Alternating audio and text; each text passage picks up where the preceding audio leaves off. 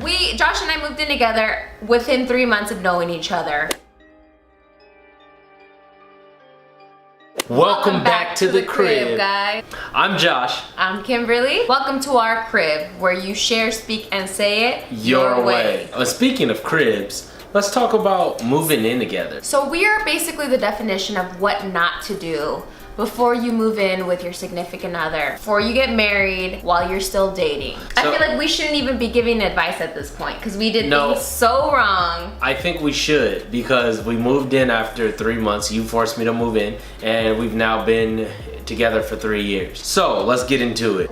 Josh and I moved in together within 3 months of knowing each other. We had no mutual friends, nothing, but that's a story for another time. What were we thinking, for one? Honestly, I don't know. 3 years later, I don't know what I was thinking. I have no idea what I was thinking. Honestly. Like, that went against all my morals, everything that I told myself I was ever gonna do. But I feel like we should give some advice on what to do if you're planning to move in with your significant other, boyfriend, girlfriend, before marriage. Yeah, so the first tip is you definitely want to test the waters. I think that's the most important tip too. Absolutely. I feel like you should spend time with the person that you're with. Go on like vacation, spend a weekend, stay at their house. Testing the waters is to know what you're getting yourself into. I don't care about putting the toilet seat up, down, having it messy. You should try to spend a month straight of just weekends with each other. Yeah. I feel like the beginning of a love relationship is a lot of bullshit, and you kind of have to weed through that. Yeah, it's a lot of fluff. Like, oh, I love you. Let me cook you dinner. And you know damn well that it's not the same thing a year in later. Exactly. Next, taking advice from your friends and family. That's a big one, because you know they're gonna have something to say. Every single person's got something to say about you moving in or you doing something in general. Sometimes less is more. Like, the less people you ask, probably the better. When did you ask your parents? Well, I like kind of let them know. I was like, I have this crazy broad. She wants me to move in with her. I don't know what to do. I'm just gonna do it to make her happy. But honestly, I wish I really asked a stranger. The strangers always give the best advice. They're so neutral. A stranger would be like, look, man, the reason why I'm homeless right now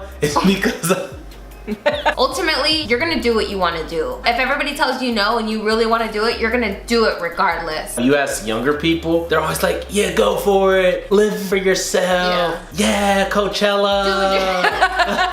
But then older people are always just like, well, are you getting married? Are you getting married? Are you still a virgin? That's so true. One thing I think that you should also, you should also take into consideration is the future, is your future plans, to be specific. This should be done at two times. At least I think should be done at 2 different times. First, right before you get together. Second, if you're still with that person, I would say about a year after living with each other, to know really what your goals are. Your future should be something that you discuss. Whether you decide to get married, whether you decide to have kids with each other, whether you decide to meet each other's families. There's so many things that you need to contribute before you get together, because their future is now your future. Kind of brings us into our next few tips. It's like you kind of think like, oh, I've lived with people before, but you haven't lived with. It's really living with a stranger, if you really think about it, because it's kind of like, okay, I know I get along with this person, I know I really like them, but you don't understand certain things that you don't like about them at that moment in time. At first you think like,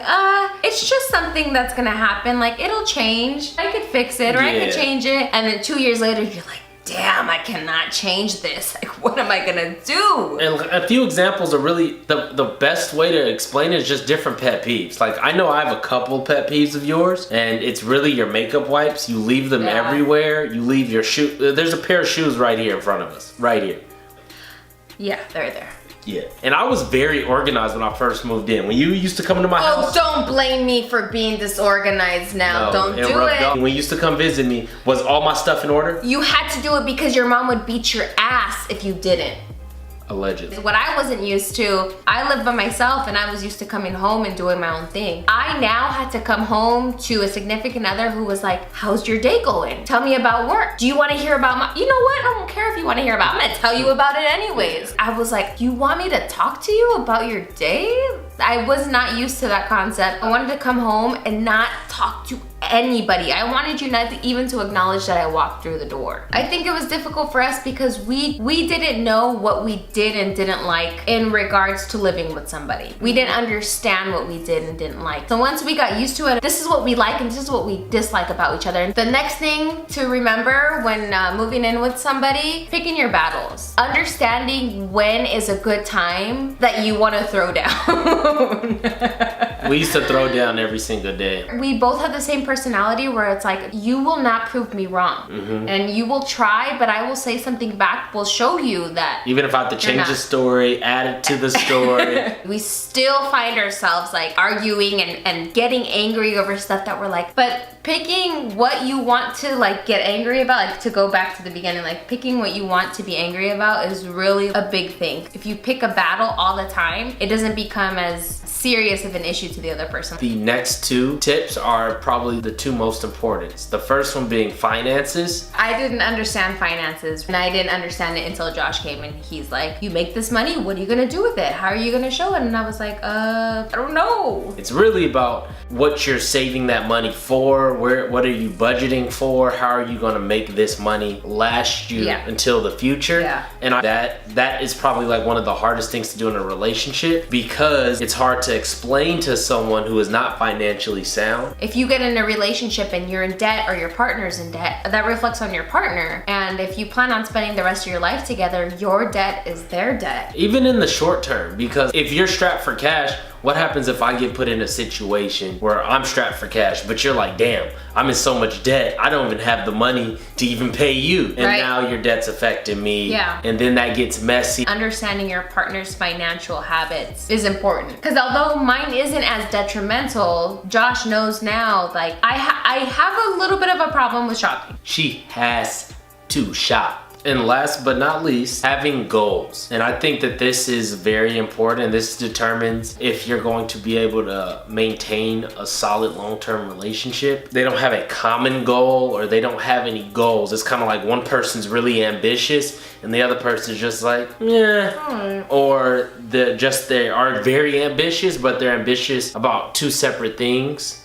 So like it divides them instead of brings them together. So I think having common goals in the future are essential to a healthy and stable long-term relationship. Does your partner challenge you? Does your partner like ask these questions? What do you want to do? What do you aspire to do? Those are big indicators that that person's right for you. I hope that you guys took a little bit of advice from what we had to offer. Although, hey, who are we? We moved together within 3 months, but here we are 3 years later. I guess we did something right.